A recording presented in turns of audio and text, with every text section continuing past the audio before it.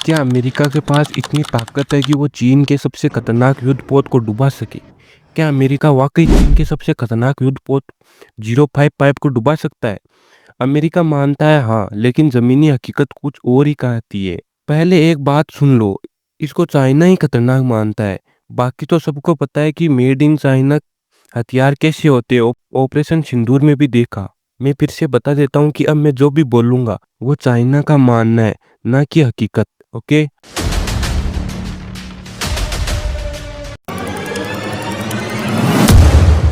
अगर अमेरिकी नौसेना ऐसा करने की कोशिश करती है तो इसकी कीमत इतनी भारी पड़ेगी कि शायद वो दोबारा ऐसा सोचने से भी डरे। यह कोई मामूली जहाज नहीं, यह है चीन की नौसेना का सबसे ताकतवर हथियार, 10,000 टन वजनी, एक चलता फिरता नेवी और एयरफोर्स का बेस।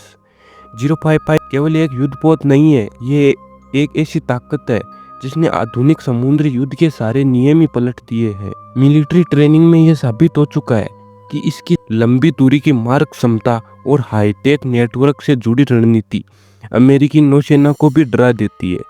यह अकेला पोत अमेरिका के पूरे एयरक्राफ्ट कैरियर ग्रुप को चैलेंज कर सकता है। और अगर इसकी सबसे डरावनी बात जाननी है तो वह है इसकी अदृश्यता। इसे कुछ लोग समुद्र का भूत कहते हैं और वो मजाक नहीं कर रहे। इसको रडार पर पकड़ना इतना आसान नहीं है। यह केवल 0.011 वर्ग मीटर में ही दिखाई देता है, जैसे फुटबॉल के मैदान में पड़ी एक बॉल। पिछले साल जब पूरी चीन सागर में हालात तनावपूर्ण थे, अमेरिका के सबसे एडवांस निगरानी विमान भी 055 को 300 किलोमीटर की दूरी से नहीं ढूंढ पाए। यहाँ तक कि थर्मल कैमरा भी हाथ खड़े कर दिए। इस जहाज की गर्मी प्रोफाइल इतनी स्थिर थी कि यह प्रशांत महासागर के पानी से भी ज्यादा शांत दिखाई दिया। लेकिन जो बात सबसे ज्यादा चौंकाती है वो यह है कि 055 के रडार इतना शक्तिशाली है कि 450 किलोमीटर दूरी से भी अमेरिका के सबसे खतरनाक जहाजों को साफ साफ देख लेते हैं, जिन्हें दुनिया में अदृश्य माना जाता है। यानी चाइना का 055 अकेली ही अमेरिका की मशहूर स्टेल्थ टेक्नोलॉजी को एक झटके में फेल कर देता है।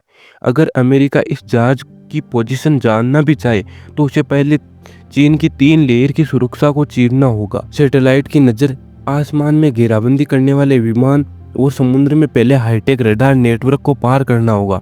और इतना सब कुछ करना यानी सिर्फ इस जहाज का पता लगाना ही अमेरिका को अपनी आधी इलेक्ट्रॉनिक वॉरफेयर ताकत झोंकने पर मजबूर कर देता है। लेकिन रुकिए, अब बात करते हैं 055 की सुरक्षा दीवार की। अगर कोई इसे रोकना भी चाहे तो उसे एक ऐसी सुरक्षा से टकराना होगा जो सच में लोहे की दीवार जैसी है। इस जहाज में लगा है एक लॉन्ग रेंज मिसाइल सिस्टम जो 200 किलोमीटर दूर से ही दुश्मन के विमानों को गिरा सकता है। और इसका साथ देता है 112 सेल वाला वर्चुअल लॉन्च सिस्टम जो एक ही समय में बहुत सारी एंटी शिप मिसाइलों को इंटरसेप्ट कर सकता है, जैसे वो पहले ही जानता है कि हमला कब और कहां से होगा। और अब आते हैं असली झटके पर। अमेरिकी थिंक टैंक खुद मानते हैं कि एक अकेला 055 विध्वंसक को डुबाने के लिए कम से कम 2 एयरक्राफ्ट करियर बैटल ग्रुप की जरूरत होगी। लेकिन जरा सोचिए, जैसे ही उन करियर्स की लोकेशन सामने आती है तो तुरंत ही चीन की डोंगफिंग 21D एंटी शिप बैलिस्टिक मिसाइलें आसानी से उन्हें मार गिराती है। अब बात करें पैसों की। 055 की कीमत है सिर्फ $830 मिलियन, जबकि अमेरिका का जियोम वेल्ट क्लास विध्वंस एक जहाज $4.7 बिलियन का पड़ता है। और सबसे हैरानी की बात, इतनी कीमत चुकाने के बावजूद जिम वेल्ट की परफॉर्मेंस 055 के सामने फीकी पड़ जाती है। यहाँ चीन का जियांगनांग शिपयार्ड हर 13 महीने में एक नया 055 बना रहा है। वह अमेरिका की धीमी और महंगी मिलिट्री प्रोडक्शन लाइन उसे मजबूर कर रही है कि वह सिर्फ 1/3 विध्वंसक ही सक्रिय रख पाए, बाकी या तो बंद है या मरम्मत पे। शायद यही वजह है कि पिछले कुछ सालों में भी जब भी अमेरिका कैरियर ग्रुप ने दक्षिणी चीन सागर में 055 को देखा तो उन्होंने शांति से पीछे हटना भी बेहतर समझा। तो यह है चाइना का मानना। बाकी तो मेड इन चाइना माल कैसा होता है सबको पता है। ऑपरेशन सिंदूर में मेड इन चाइना के भरोसे बैठा पाकिस्तान कैसा पिट गया। तो आज के लिए बस इतना ही। अब मिलते हैं किसी नेक्स्ट वीडियो में किसी नेक्स्ट टॉपिक के साथ। Bye bye.